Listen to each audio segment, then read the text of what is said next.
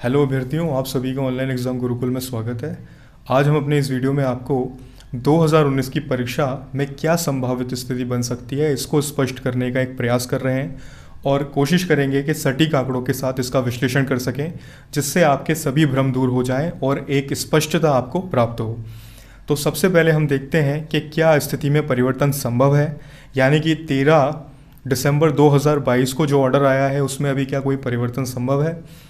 चलिए बात शुरू करते हैं। सबसे पहले इसमें 4 बिंदुओं को देखते हैं। पहला बिंदु, इस ऑर्डर में कहा गया है कि 10 अक्टूबर 2022 का मध्य प्रदेश लोक सेवा आयोग का जो रिवाइज रिजल्ट है उसे प्रभाव शून्य कर दिया जाता है।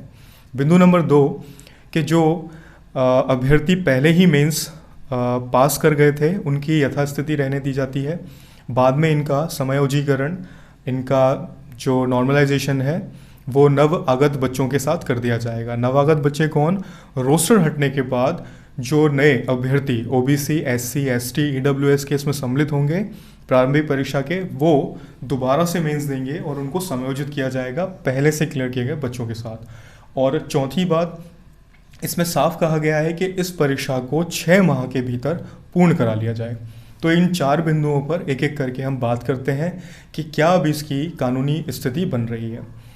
देखिए, यहाँ पर सबसे पहले हम एक बात आपको बता देना चाहते हैं कि जब भी कोई कानूनी प्रक्रिया आगे बढ़ती है तो उसमें कुछ पक्ष होते हैं। यहाँ पर पक्ष हैं 4।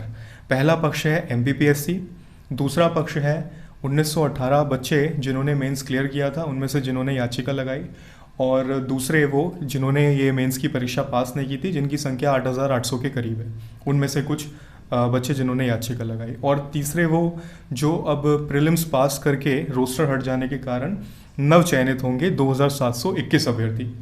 तो इन सब 4 पक्षों में अभी का जो निर्णय आया है वो निर्णय, और पहला जो निर्णय था जिसमें 10 अक्टूबर का निर्णय आया था, उसमें दोनों ही पक्षों में 2721 अभ्यर्थियों को मेंस देने का मौका मिलेगा, यानी इन्हें दोनों ही स्थितियों में कोई भी नुकसान नहीं होने वाला। दूसरी बात, इसमें एमपीपीएससी को भी कोई नुकसान नहीं है।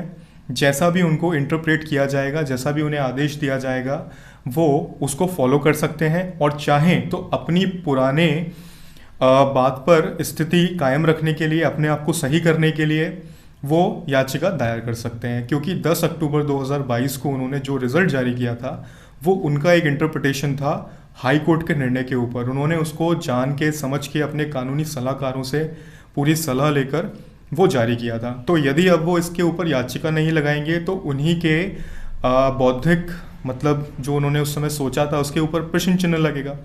तो वो चाहें तो याचिका लगा भी सकते हैं, वो चाहें तो ना भी लगाएं, तो उनके बारे में नहीं कहा जा सकता। अब मेन 2 पक्ष रह जाते हैं। 1918 वो अभ्यर्थी जिन्होंने मेंस क्लियर कर लिया था, 8800 वो अभ्यर्थी जिन्होंने मेंस क्लियर नहीं किया था।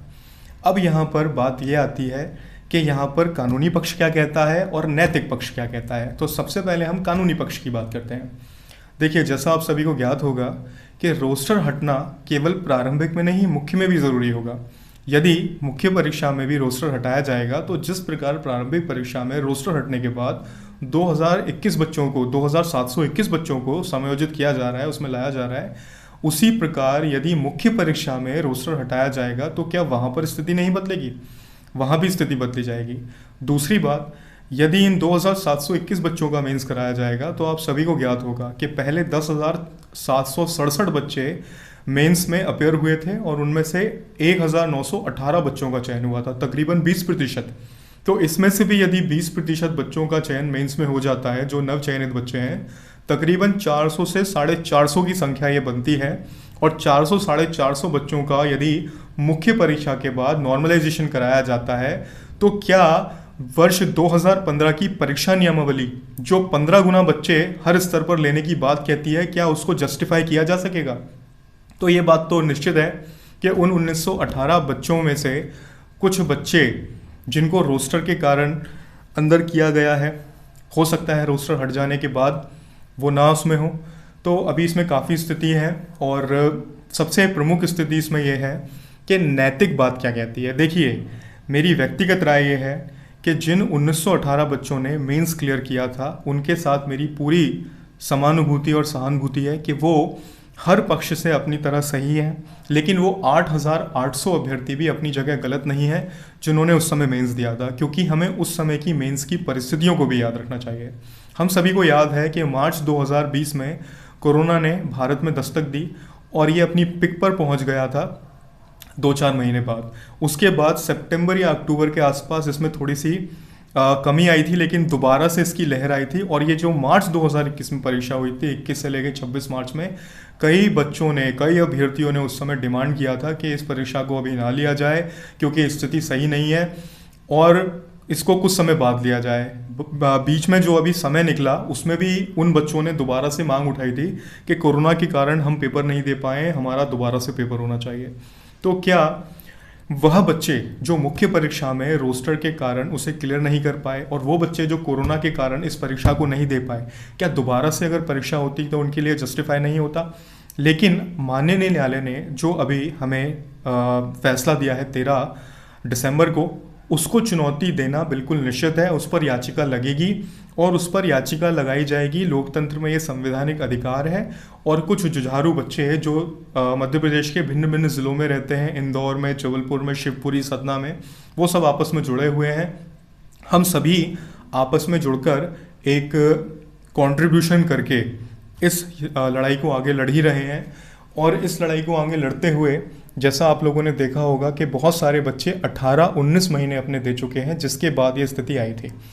लेकिन अभी केवल एक पक्ष को सुनकर और ये कहना कि केवल इन्हीं का पक्ष मजबूत है या इनका पक्ष मजबूत है, ये कहना सही नहीं होगा। और माननीय न्यायालय ने तो आदेश दे ही दिया है। तो अभी वर्तमान स्थिति तो यही है कि 6 महीने में परीक्षा करानी है और 2,721 बच्चों की परीक्षा होनी है। लेकिन अब हम संभावित स्थिति की बात करते हैं। जैसा आप सभी को पता है कि इस पर याचिका लगेगी और याचिका लगने के बाद जिस प्रकार 1 से 1.5 महीने में ये रिज़ल्ट निकलने के बाद, अक्टूबर में रिज़ल्ट आया था और उसके बाद ये याचिका लगाएगी और 13 दिसंबर को ये रिज़ल्ट आ गया। हालांकि 29 नवंबर को ही ये फैसला ले लिया गया था, लेकिन सार्वजनिक नहीं हुआ था, पब्लिक डोमेन में ये 13 तारीख को आया। तो हम तकरीबन ये मान सकते हैं कि 1.5 से 2 महीने का समय लगता है एक याचिका निस्तारित होने में, और हो सकता है उससे ज़्यादा लगे, लेकिन हम संभावित स्थिति मान रहे हैं। तो यदि ये याचिका अगले कुछ 10 से 15 दिनों में लगा दी जाती है या 1 हफ्ते के भीतर लग जाती है, तो इस पर 2 महीने के भीतर भी यदि एक निर्णय आता है तो मार्च से पहले तो अभी परीक्षा होना संभावित नहीं है। मार्च या अप्रैल के महीने में मेंस होगा, चाहे वो 2,721 का हो या वो पूरे जो कंप्लीट बच्चे हैं सभी का मेंस हो। ठीक है, तो सबसे पहली चीज़ हम ये समझ चुके हैं कि अभी मेंस कम से कम 1 से 1.5 महीने आगे जा चुका है, बल्कि हम कह सकते हैं कि 2 से 2.5 महीने आगे जा चुका है। और इस परीक्षा को सभी का मेंस करा के ही पूरा किया जाएगा, ये कहना क्या संवैधानिक स्थिति सही है? क्या इसको 2011, 13 और 15 जो कि निर्णय में भी कहा गया है कोर्ट के, उस तरह से नहीं किया जा सकता कि पहले से चयनित बच्चों को बाद में दोबारा परीक्षा करा के जो अभी नए अवागत बच्चे हैं उनके साथ इनका समायोजन कर दिया जाए, इनका नॉर्मलाइजेशन कर दिया जाए? लेकिन देखिए, उस समय रोस्टर वाली स्थिति नहीं थी, अभी रोस्टर वाली स्थिति थी।